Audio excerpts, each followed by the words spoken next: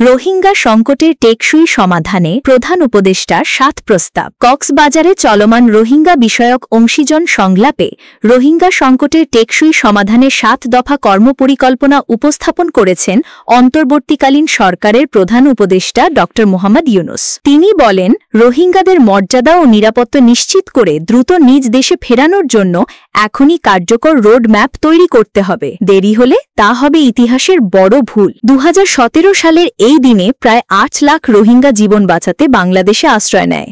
আজও নতুন করে তাদের আগমন ঘটছে।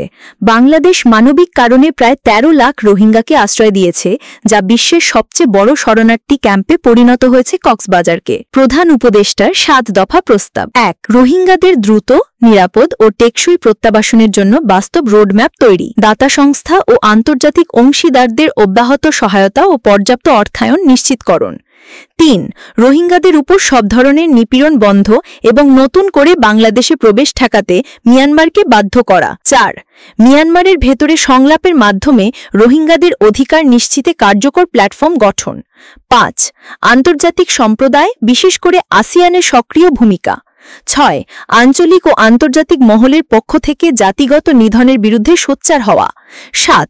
ন্যায় বিচার প্রতিষ্ঠা ও গণহত্যা, মানববিরোধী অপরাধ বন্ধে জরুরি পদক্ষেপ গ্রহণ। প্রধান উপদেষ্টা আশা প্রকাশ করেন যে এই সংলাপ থেকে প্রাপ্ত সুপারিশগুলো আগামী ৩০ সেপ্টেম্বর জাতিসংঘের সদর দপ্তরে অনুষ্ঠিতব্য রোহিঙ্গা বিষয়ক উচ্চ পর্যায়ের সম্মেলনে তাৎপর্য বহন করবে। রোহিঙ্গা সংকট শুধু বাংলাদেশের সমস্যা নয়, এটি বৈশ্বিক ইস্যু।